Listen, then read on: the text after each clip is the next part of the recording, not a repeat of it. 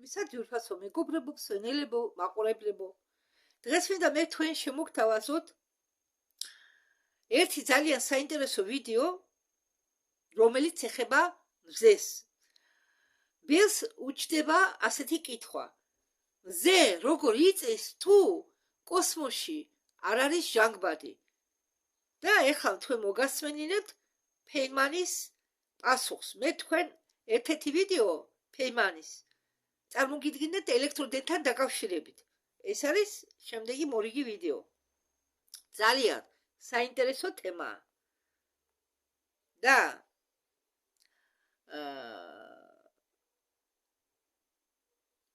ეს კითხვა უჩნდება არც ისე ბევრ ხალხს, მაგრამ მაინც უჩნდებათ.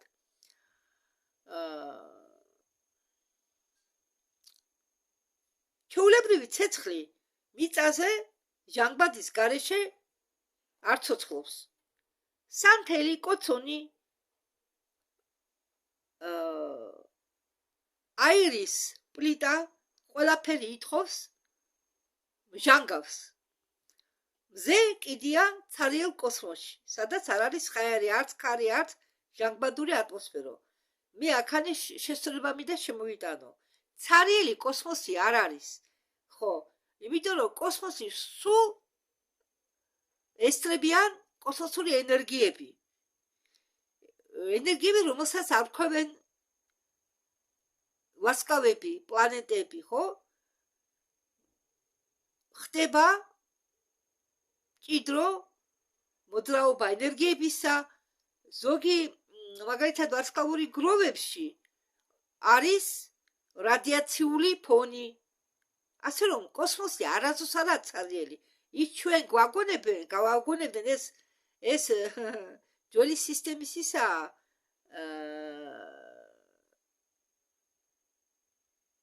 ნარჩენი, რომ კოსმოსი ცარიელია. არა კოსმოსი ცარიელი ხალხო, ეს არ დაიჯეროთ. კარგით, მოდით გავაგრძელოთ. და მზე ამ დროს ანათებს ძლიერ, აგრეთვე ასხივებს ენერგიას. და აქ იწყება ყველაზე საინტერესო.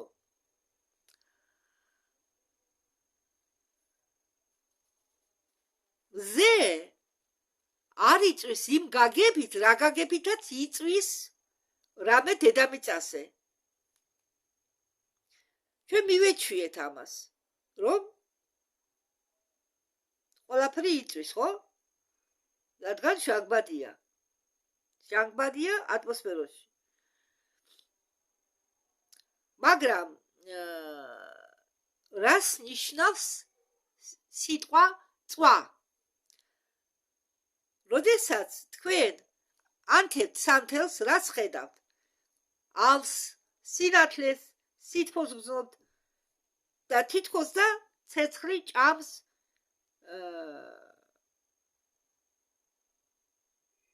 ცვილს. მაგრამ ეს მასე არ არის. ქიმიურ გაგებაში ცეცხლი ეს არ არის საიდუმლო არსება, ეს არ არის რაღაც გამორჩეული სტიქია, არა, ეს არის რეაქციის კონკრეტული ტიპი.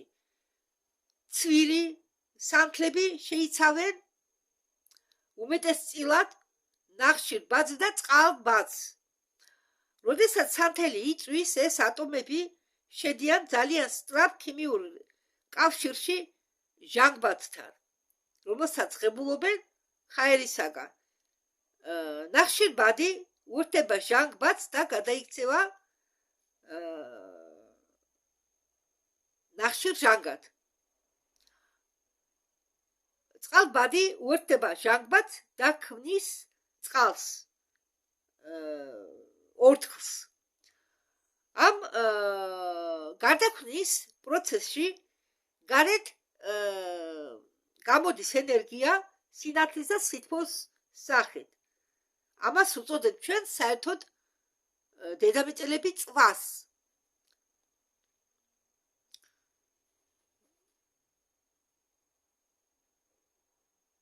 აქ მნიშვნელოვანი არის სიტყვა ქიმიური, რადგან ქიმიური რეაქცია მუშაობს მხოლოდ ატომის გარე დონეზე. ის თითქმის არ ეხება ატომის შიგთავს. იცვლება მხოლოდ ელექტრონული ფენები და ატომები.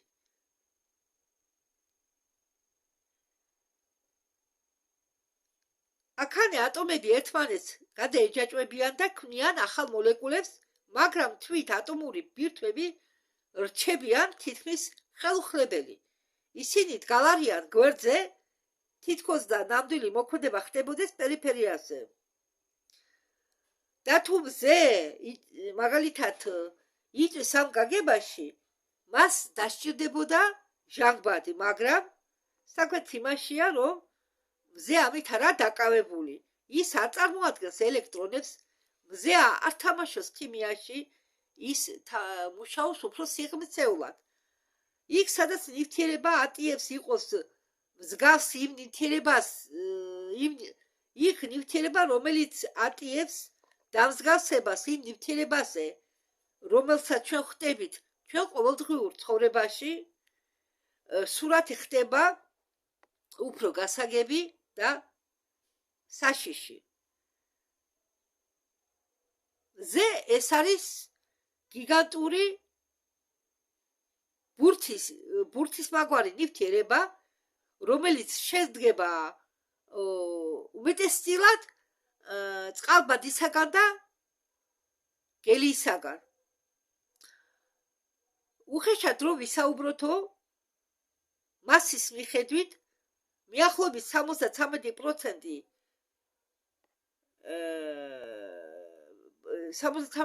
შეიცავს წყალბადს და 25%-ს გელი და ძალიან ცოტა რჩება სხვა დანარჩენებზე. მაგრამ ეს არის მშრალი პროცენტები, ჩვენთვის მნიშვნელოვანია არა მხოლოდ ის, თუ რისგან მზე დამზადებული, არამედ იმისგან, თუ რას უკეთებს ამ ნივთიერებას მისი საკუთარი მასა. მზე იმდენად დიდია, რომ უზარმაზარია, რომ საკუთარი გრავიტაცია შეუწყვეტლივ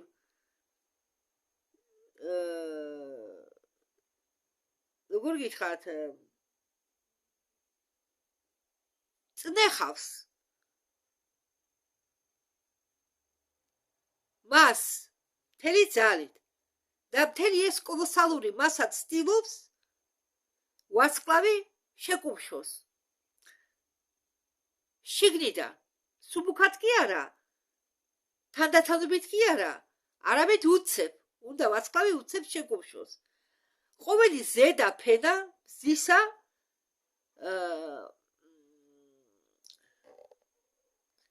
აწვება ქვედას, ქვედა კი მის ქვედას და ასე შემდეგ. ის ქვედა კიდე უფრო სიღრმეში მყოფ ქვედაფენას, მის ქვეშ მყოფ ქვედაფენას და ცენტრში იქნება წნევა, რომლის წარმოდგენაც შეუძლებელია. თვით ბირთვში ტემპერატურა იწევა მიახლოებით 15 მილიონი გრადუსამდე.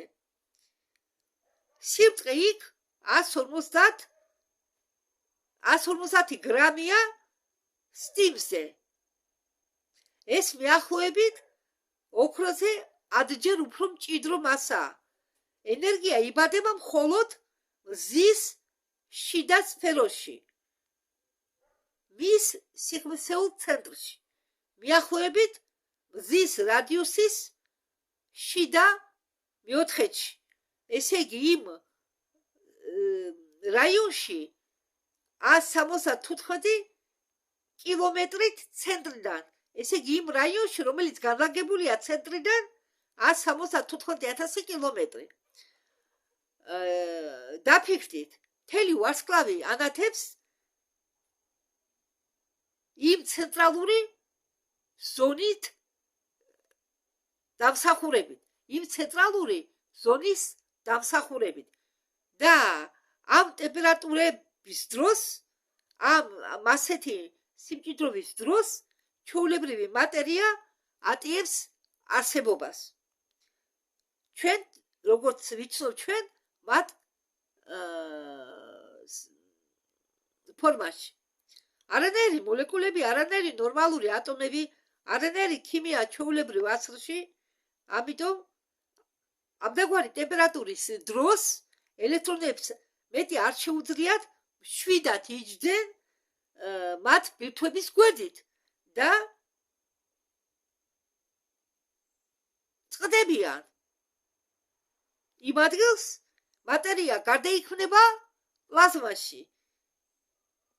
დუღარე,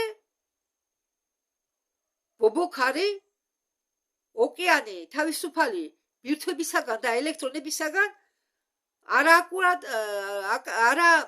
არააკურატული ატომები, თითქმის გაშიშვებულები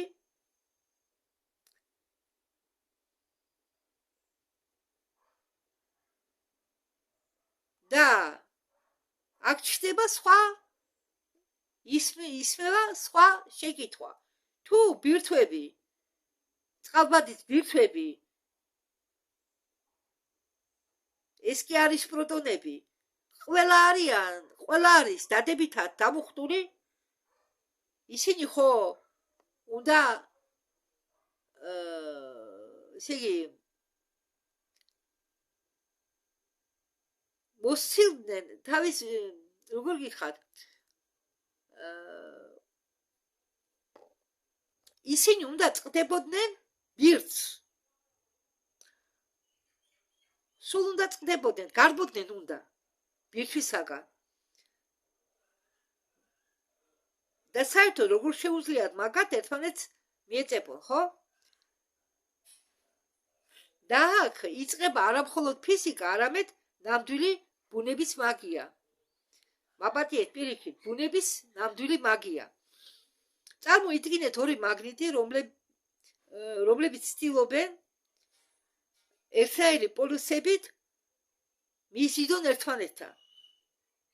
რაც უფრო ახლოს მიგაქვთ, მით უფრო ძლიერ წყდებიან ერთმანეთს. ყოველ პროტონს აქვს დადებითი მუხტი და ელექტრომაგნიტური წყდომა მათ შორის იმდენად ძლიერია, რომ მოგეჩვენება თითქოს და ერთმანეთს არ ექვემდებარებიან და არ უნდა უახლოვდებოდნენ ერთმანეთს.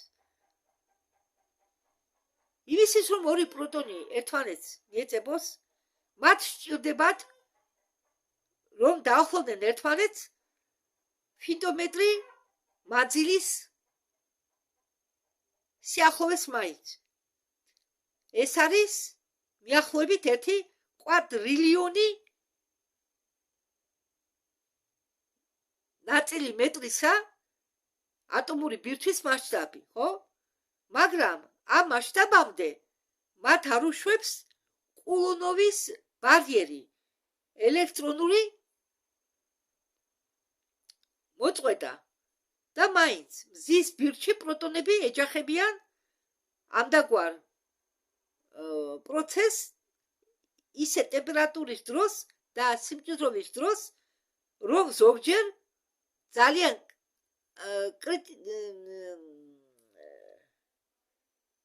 უახლოვდებიან მათ კრიტიკულად ახლოს. და როდესაც მანძილი მათ შორის ხდება საკმარისად ახლო, იღვიძებს სხვა ძალა, რომელსაც ჩვენ ყოველდღიურ ცხოვრებაში ვერც კი ვამჩნევთ. ეს არის ძლიერი ატომური ურთიერთმოქმედება. ძალიან პატარა მანძილებზე ის ხდება ელექტრომაგნიტური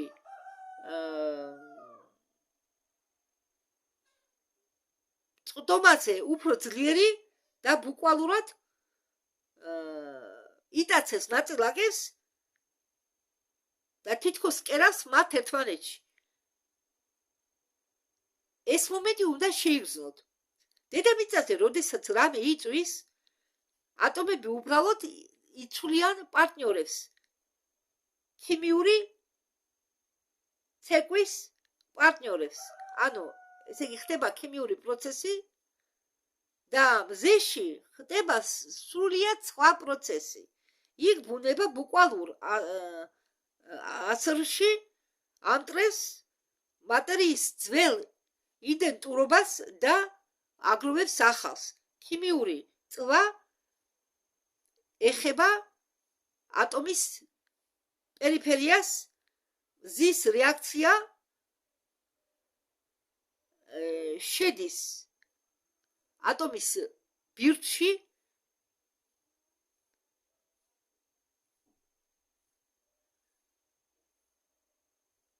მაგრამ ყველაზე საიდუმლო და ყველაზე ნელი ნაბიჯი ხდება დასაწყისში. ზუსტად ის ხტის არსებობას, მზის არსებობას სასწაულად, რადგან ორი პროტონი, როდესაც აღმოჩნდებიან ერთმანეთთან, ჯერ კიდევ არ იღებენ ავტომატიურად უფლებას გახდნენ ვარსკვლავური ცეცხლის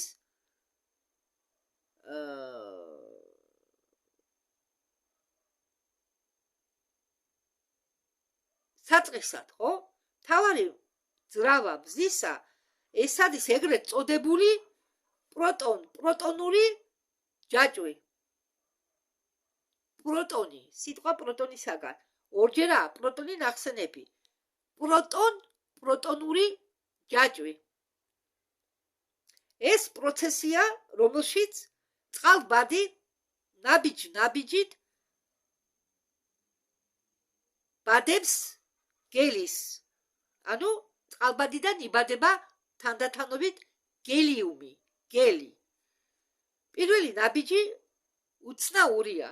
ორი პროტონი ეჯახება ერთმანეთს, მაგრამ რომ მათგან გამოვიდეს მყარი ახალი ბირთვი, ერთი შეჯახება არ კმარა. ერთ-ერთი პროტონებისაგან უნდა გადაიქცეს ნეიტრონად. ეს კი არ არის ელექტრომაგნიტური და ძლიერი ძალა. ეს არის სუსტი ურთიერთმოქმედების სამუშაო. ამ მომენტში იბადებიან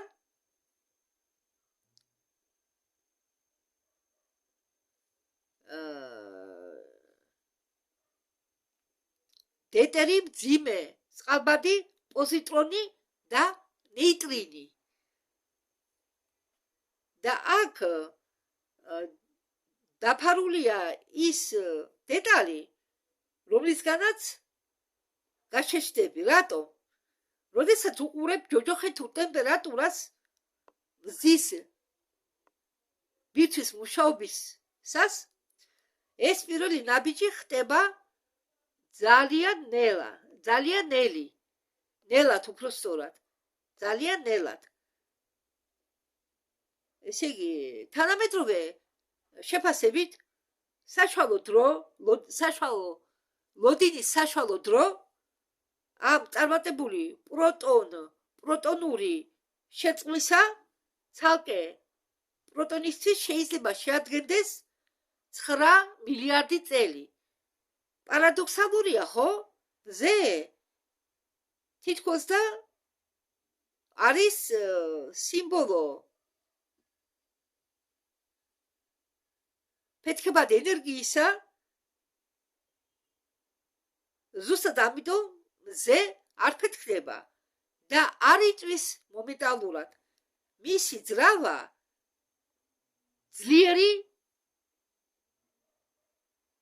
ძლიერია, მაგრამ მისი მთავარი კლაპანი ბუნება შექმნა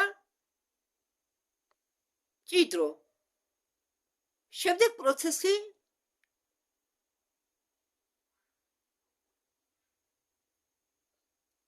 გადვილდება. დეტერი ეჯახება კიდევ ერთ პროტონს და გადაიქცევა გელის სამად. გამა კვანტად.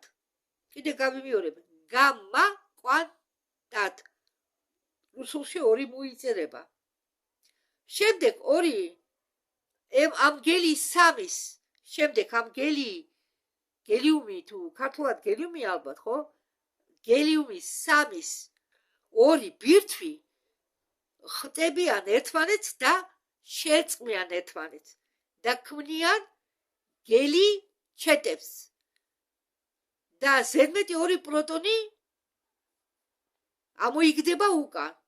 თუ შეაჯამებ ამ გრძელ ჯაჭვს იქნება უბრალო ბუღალტერია. ბუნების უბრალო ბუღალტერია. 4 პროტონი ჯამში გარდა იქნებიან ერთ ბირთვად. გელი იაჩეთ.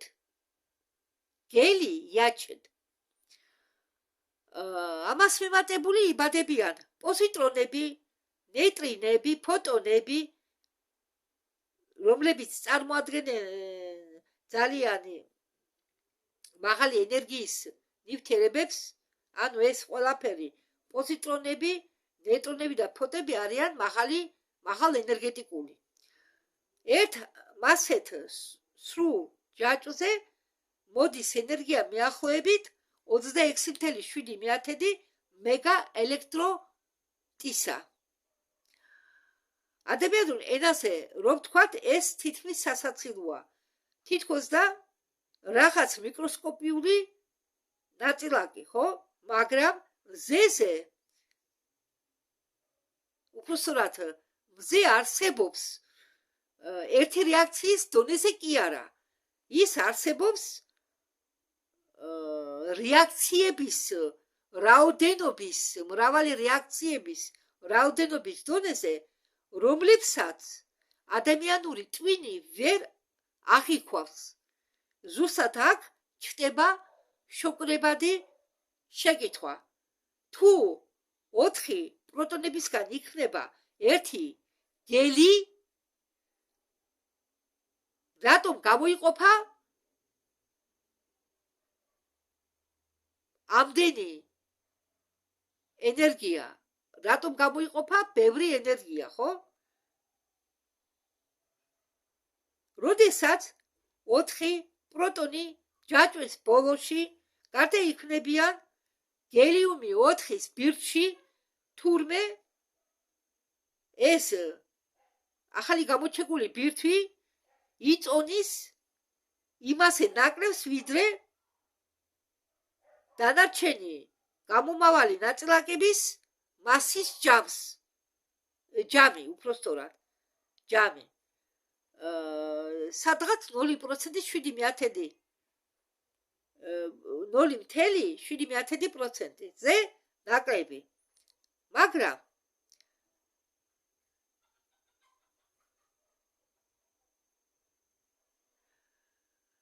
ვარსკვლავების ფიზიკასთვის ეს არ არის წვრილმანი.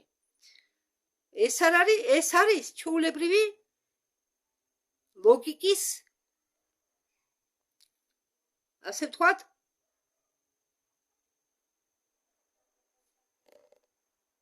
განაჩენი. რადგან მასა არ სათქრება უმისესოდ, ის უბრალოდ იცვლის ფორმას. აი ამ მომენტში შემოდის ეინშტეინი თავისი ცნობილი ფორმულით, რომ m² ენერგია, ეს არის მასა, ეს არის ენერგია და მათ შორის კედელი არ არსებობს. არის მხოლოდ თარგმანი ერთი ვალუტიდან მეორეში. ეს უტრილესი ნაწილები ამ პროცენტებისა გადაიქმნებიან ენერგიის ნაკადად, გამა კვანტებად, კინეტიკურ ენერგიად ნაწილაკებისა. კიდევ გავიმეორებ. ეს უმცირესი რაღაც ნაწილები ამ პროცენტისა გადაიქმნებიან ენერგიის ნაკადად, გამა კვანტებად, ნაწილაკების კინეტიკურ ენერგიად, ნეიტრინად, სითბოდ, სინათლედ, ერთის დონეზე. ყველაფერი ერთის დონეზე. რეაქცია თითქმის არაფერი, მაგრამ მზის მასშტაბი კლავს ინტუიციას. ყოველ წამს მზე გარდაქმნის მიახლოებით 600 მილიონ ტონ წყალბადს გელიუმში და მიახლოებით 4 მილიონი ტონა მასა ყოველ წამს მიდიან სუფთა ენერგიის სახით. გადატანით მნიშვნელობაში არა როგორც მეტაფორა, არამედ ბუკვალურ ფიზიკურ გაგებაში. სრული სიძლიერე ამ პროცესისა მიახლოებით 3.8. ეს შენის ფორმულა მოქმედებს 10 კილოვატით. ეს უბრალოდ ბევრიც არა, არც იმდენად ბევრი, რომ ჩვენი ენა კარგავს რეალობასთან კავშირს. და მხოლოდ იმიტომ კი არა, რომ კოსმოსში ჟანგბადი არ არის, არამედ იმიტომ, რომ გრავიტაცია, ატომური ძალები და კვანტური მექანიკამ მოილაპარაკეს ერთმანეთში. შეექმნათ ვარსკვლავური რეაქტორი. კიდევ გამიმეორე. გრავიტაციამ, ატომურმა ძალებმა და კვანტურმა მექანიკამ მოილაპარაკეს ერთმანეთში ბრჭყალებში, რომ შეექმნათ ვარსკვლავური რეაქტორი. მზე საერთოდ ვარსკვლავები, რო იწყებიან ვარსკვლავებიო, პლანეტები არა, ვარსკვლავებიო, ამაში იგულისხმება მზე. ყველა მზეები წარმოადგენს ატომურ რეაქტორს, ვარსკვლავურ ატომურ რეაქტორს. ენერგია, რომელიც დაიბადა მზის ცენტრში, მომენტალურად კი არ გამოფრინდება გარეთ, არა. თქვენ თუ გონიათ, რომ სინათლის სხივი, რომელიც ახლა თქვენ გეცემათ ხელზე, დაიბადა მზის ბირთვში, არა, იქ სულ სხვა უცნაური ისტორია ხდება. როდესაც მზის ბირთვში იბადება ენერგია, მნიშვნელოვანი მისი ნაწილი ჯერ არსებობს ძალიან მძიმე გამოსხივების ფორმაში, გამა კვანტების სახით, მაგრამ მზის შიდა ნაწილი იმდენად მჭიდროა, რომ ფოტონს არ შეუძლია უბრალოდ ადგეს და გამოფრინდეს გარეთ. ის ეჯახება რაღაცას, იშთანთქმება, გარდა ისხივება ცრიცულის მიმართულებას, ისევ ეჯახება რაღაცას, ისევ იკარგება, ისევ ჩნდება. ეს არ არის პირდაპირი ფრენა, ეს არის თითქოს და მთრალის ბოდიალობა პლაზმის გავარვარებულ სისქეში. სხვადასხვა აზრის მიხედვით მასეთი გზა მზის ზედაპირამდე შეიცავს ათობით 1000 დაწყებული ათობით 1000-დან მილიონ წლებამდე. ანუ ეს გზა რომ გაიარო იმან ფოტონმა, ხო, მან უნდა გავიდეს დრო დაწყებული რაღაც 10,000 წლებიდან მილიონ წლებამდე. მიახლოებით. სინათლე, რომელსაც თქვენ ხედავთ დღეს, შეიძლება იყოს ამ ენერგიის ფინალური შედეგი, რომელიც დაიბადა მზის ბირთვში ადამიანური ცივილიზაციის გაჩენამდე. აი, ნეტრინები კი იქცევიან სულ სხვაგვარად. ისინი თითქმის არ ურთიერთმოქმედებენ ნივთიერებასთან, მათთვის მზე არ ნიშნავს კედელს, არამედ მათთვის მზე წარმოდგენილია მათთვის მზე არის ნისლის მსგავსი და ისინი გამოიქცევიან ბირთვიდან უცბ წამების განმავლობაში, შემდეგ კი მიფრინავენ მიწისკენ კიდე 8 წუთი. დაფიქრდით, რამდენად ლამაზია ეს პროცესი. მზემ რომ მიატოვოს გენეტიკურად ენერგიის წარმოქმნა ბირთვში,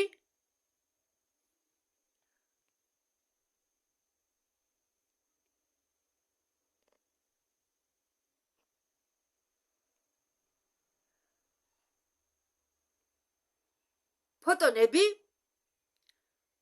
სინათლე და სიმართლე ჩვენ გვაძლევს მზის ისტორიას, მაგრამ არა ახალ ისტორიას, მზესთან დაკავშირებით. და ახლა, როდესაც ჩვენ გვესმის, საიდან მოდის ენერგია, ჩნდება სხვა ამოცანა. თუ მზის გულში შეუწყვეტლივ მიდის ატომური პროცესი, მაგდაგვარი სიძლიერის, რატომ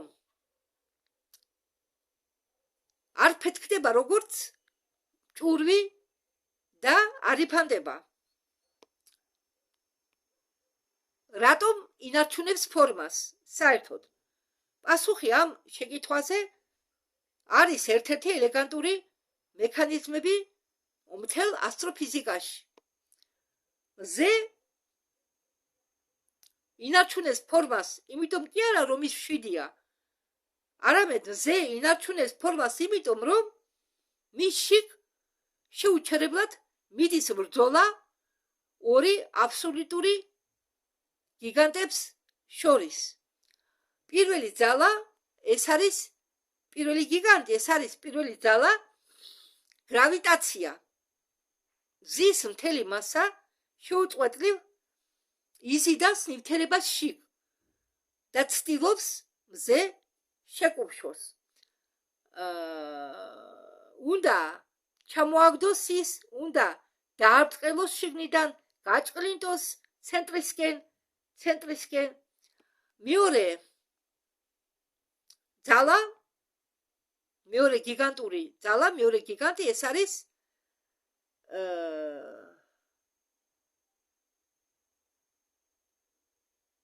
ენერგიის ცხელი პლაზმის წნეხი, რომელიც იბადება თერმოატომური სინთეზის შედეგად. ის პირიქით მზეს იზიდავს გარეთ. ანუ თუ გრავიტაციული ძალა ცდილობს შეკუმშოს მზე, შეჭყლინტოს ცენტრისკენ, ეს ენერგია ცხელი პლაზმისა ცდილობს ამ თერმოატომური სინთეზის შედეგად პირიქით მზის მასა გარეთ გამოიყვანოს, გარეთ შემოაბრუნოს გარეთ. ანუ ერთი ძალა შიგნით იზიდავს ამ მზის მასას, მეორე ძალა გარეთ ხსნის. ხომ გესმით ჩემი? რომ გაიმარჯვებია მხოლოდ გრავიტაციას, მზე შეიკუმშვებოდა. რომ გაიმარჯვა მხოლოდ შიდა წნევას, მზე გაიბერებოდა და დაანგრევდა თავის სტაბილურობას. მაგრამ მათ შორის იქნება გასაკვირი მდგომარეობა, რომელსაც ფიზიკები უწოდებენ გიდროსტატიკულ თანასწორობას. და ეს უბრალოდ სტატიკური უმოძრაობა არ არის. ეს არის ძალიან, ასე ვთქვათ, წვრილი, სათუთი, ცოცხალი, მუდმივი თვით რეგულირებადი სისტემა. თუ მზე სუბუქად იკუმშვება, ბირთვი ხდება უფრო ცხელი და მჭიდრო.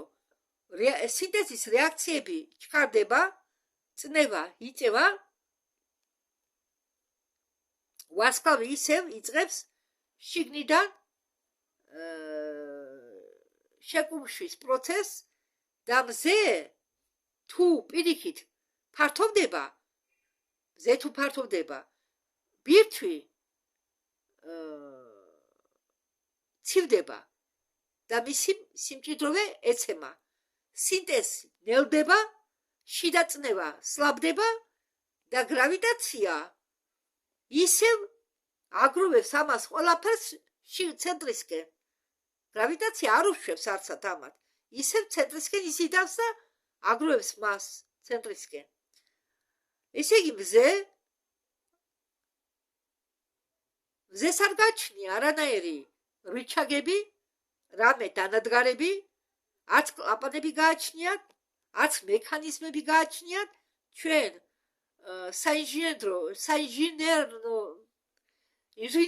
საინჟინერნო გაგებაში, მაგრამ მას აქვს ბუნებრივი ტერმოსტატი, რომელიც ბუნებრივად დევს ამ თვით ფიზიკის კანონებში და ამ თვით დაწყობის დახმარებით მზე ანათებს მიახლოებით უკვე 4,5-6 მილიარდი წელი, 4-5-6 მილიარდი წელი და შეუძლია ამის კიდევ გააგრძელოს განათება მიახლოებით სადღაც 5 მილიარდი წელი, სანამ ის ამოწურავს წყალბადს ბირთში და იქცევა წითელ გიგანტად. მაგრამ ისტორია მზესთან დაკავშირებით ჯერ არ დასრულებულა და რაც ჩვენ აქამდე ახვტერეთო, ის არ არის ჯერ საკმარისი. კლასიკური ფიზიკის მიხედვით პროტონები მზის ბირთში საერთოდ არ უნდა იწყმებოდეს საჭირო სიხშირით. ისინი ძალიან ძლიერ ცილდებიან ერთმანეთს და თუ ეს მასე არის, მაშინ ზე რაღაც გაგებაში არ უნდა ანათებდეს საერთოდ. თუ ჩვენი სამყარო ექვემდებარებოდეს იქნება მხოლოდ კლასიკურ ფიზიკას, ორი პროტონი მზის ბირთში თითქმის არასდროს არ გადაახადდნენ ელექტრულ ბარიერს და არ დაუახლოვდებოდნენ ერთმანეთს მასე ახლოს. იმისით, რომ ძლიერი ატომური ურთიერთმოქმედება მოხდარიყო და ისინი შეწმულიყვნენ. მზის ტემპერატურები არ არის საკმარისი იმისთვის, რომ გაიასრო უხეშად სკოლის პროგრამის მიხედვით, მაგრამ სამყარო ისე არის დაწყობილი, რომ კვანტურ დონეზე ნაწილაკი ეს არ არის უბრალოდ მყარი წერტილი. არა, მას აქვს ტალღისებური ბუნება. ესე იგი, არსებობს ეფექტი, რომელიც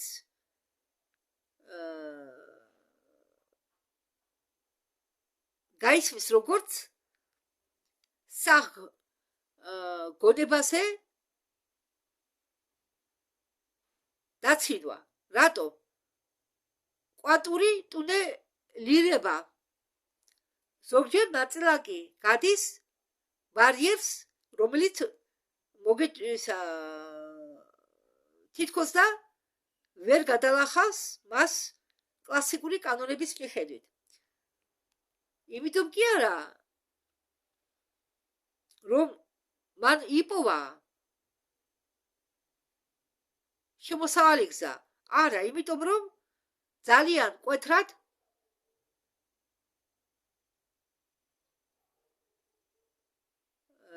გახურდა და შემდეგ თვით რეალობა მიკროსკოპიულ დონეზე არის აწყობილი მასე. ეს ზუსტად ეს სიტუაცია შველის მზეს. პროტონები ყოველ ჯერზე არ არიან ვალდებულები გადახდნენ ამ ბარიერს კლასიკურ გაგებაში. ზოგჯერ ისინი ასე ვთქვათ გადიან ამ ბარიერის კედლებში, ხო გადახდა არა უცილებელი ამ ბარიერის კედლებს გადიან პროტონები თავისუფლად და ამიტომ ანათებს მზე. მაგრამ იქ არ არის ჟანგბადი. და მზე ანათებს იმიტომ კი არა, რომ იქ არის ჟანგბადი. იმიტომ კი არა, რომ იქ იწვის გიგანტური კოსმოსური კოცონი. არა, მზე ანათებს იმიტომ, რომ მზის ბირთვში გრავიტაცია პლაზმას აკუმშვებს. ანუ აიძულებს პლაზმას შეიკუმშოს. გრავიტაცია აიძულებს პლაზმას შეიკუმშოს და ეს სუსტი ურთიერთმოქმედება ამუშავებს, ასე ვთქვათ, სინტეზის საწყისს. და ძლიერი ურთიერთმოქმედება კი ბირთვებს ერთმანეთისკენ ისიდავს და ამაგრებს და კვანტური მექანიკა კი ხსნის შეუძლებელს. და ამის შემდეგ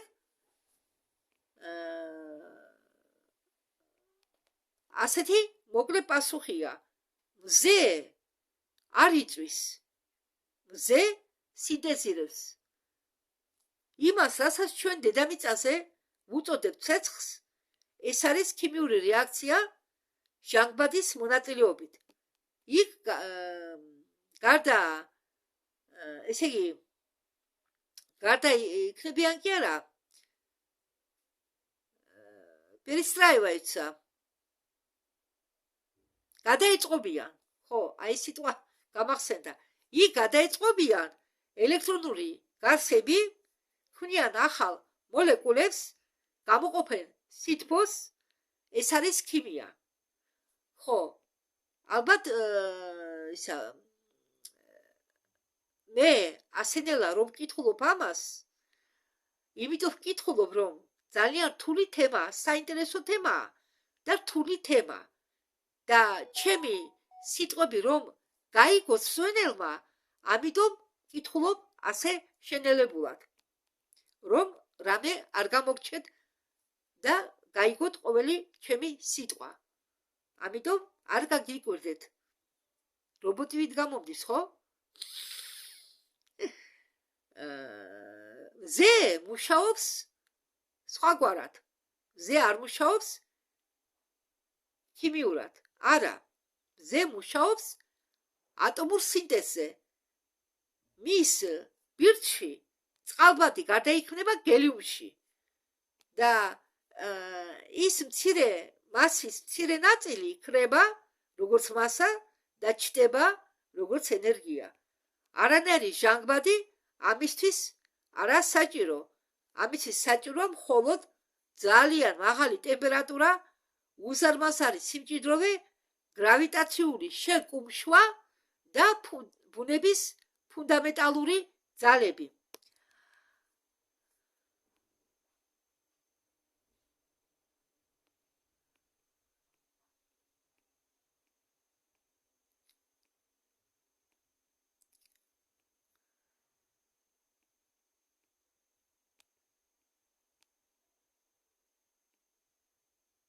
ხო, და რატო ანათებს მზე? თუ კოსმოსში არ არის ჟანგბადი, ხო?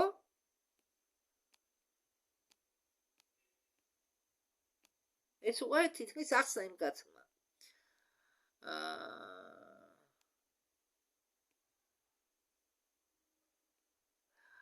თბილი სინათლე თქვენ კანზე, თბილი სინათლის შეგრძნება, ეს არ არის უბრალოდ ზიანი დღე.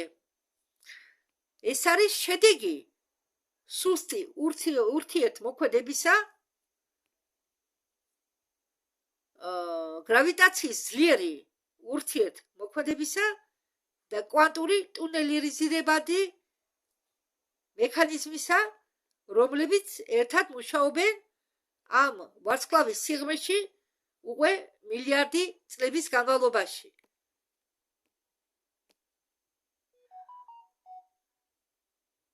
გიგანტური თვითრეგულირებადი კვანტო კვანტური ატომური მანქანა, სადაც ცალკე ფოტონს შეუძლია იბოდიალოს მზის ზედაპირისკენ ასობით, ათასობით, ზოგჯერ კი მილიონობით წელი, ნეიტრინი კი გამოფრინდება ხელად, მომენტალურად